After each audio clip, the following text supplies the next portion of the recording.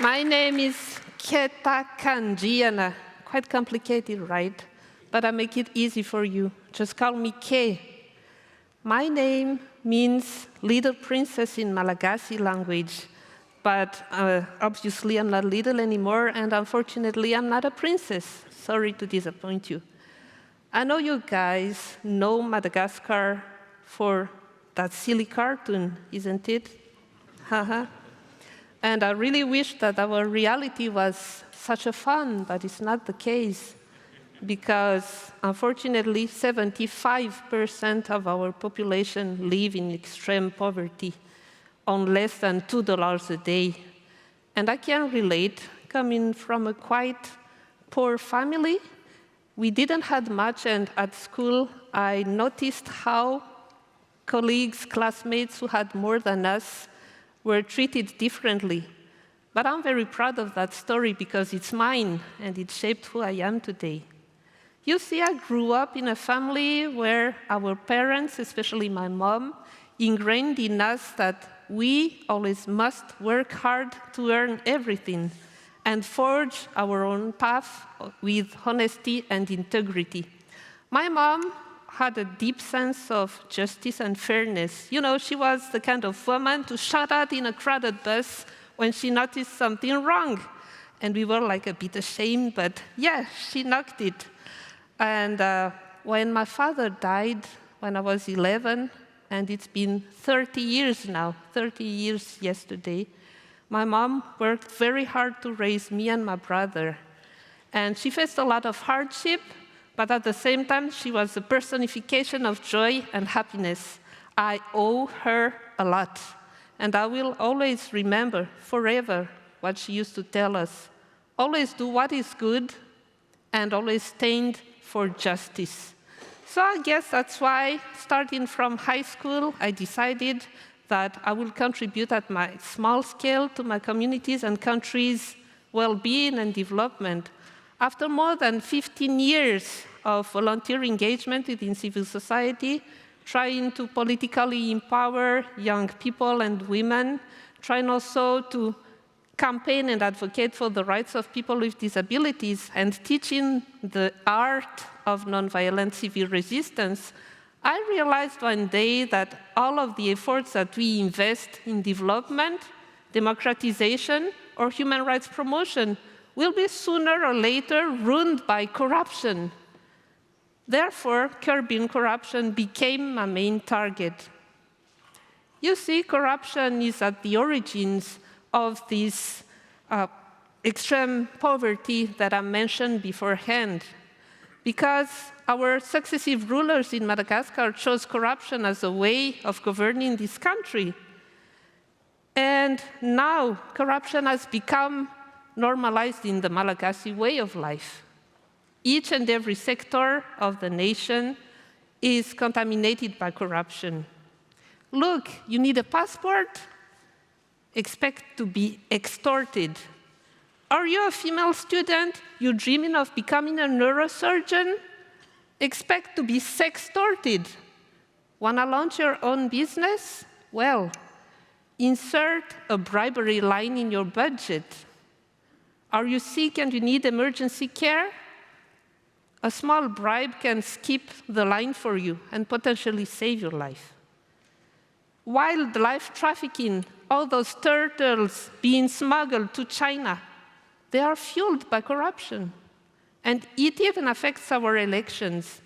In 2013, one of the candidates to our presidential elections spent more than Barack Obama for his campaign. Can you imagine that? Spending $43 million in a single campaign in a country where people are starving? That's insane, yeah? In 2018, 36 candidates were running for president, 36. And money was flowing around the country for rigging the elections and bribing electoral court officials. And one of the candidates at that time complained that he was short of $100 million to win the elections. Well, I bet that you guys have heard about the Russian influence on the US elections. We also have this in Madagascar, because our elections have also been influenced by the Russian.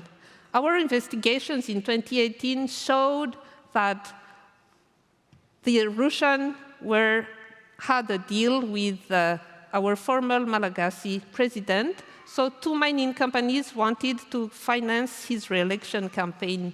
And later on, the Malagasy journalist Gail Borges, she won a Pulitzer Prize for uncovering how Russian dark money, along with political operatives from Vladimir Putin's mercenary chief Yevgeny Prigozhin, tried to steal the elections in Madagascar. But you will tell me, where does come all of this money? That's what I just mentioned, from kleptocratic sponsors, but also from the trafficking of natural resources. Then this year in November, we will have presidential elections again in Madagascar. And we know that the Russian and other dark sponsors are already there. But this time, we won't let our elections be stolen again. We won't let big money rule no more. We won't let political corruption steal away our dignity again. No. You know, corruption is not unique to Madagascar. We are all struggling with it, isn't it? But in a poor country like mine, I feel that the burden is much more heavier than elsewhere, because corruption takes away from our plate the already scarce resources that we have. Corruption kills, corruption leaves people powerless, and corruption really destroys lives. And most of the time, it happens in total impunity, because our judiciary is not independent. It is influenced by those who are in power. In Madagascar, if you report some abuses to the authorities, then you will be the one to be jailed. It's not the perpetrators of corruption who are jailed and sentenced. It's those who blow the whistle against it. Last year, for instance, an environmental defender was murdered in my country. 8 people have been sentenced for his death, but we do suspect that the person who masterminded that crime are still free and benefit from high-level political protection eased by corruption.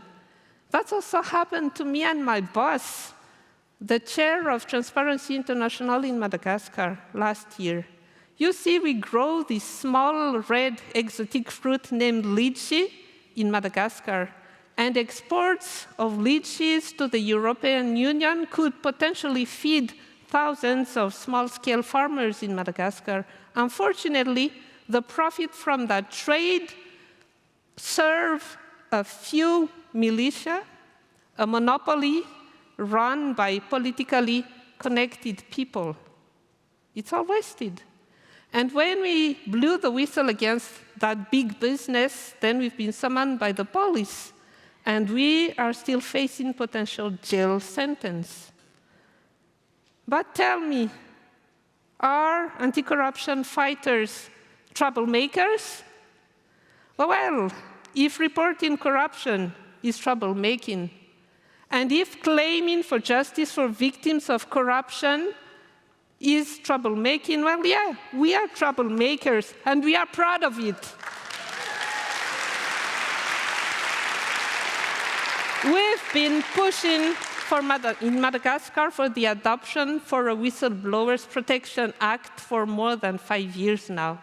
And the government says it's not a priority. How many deaths do we want?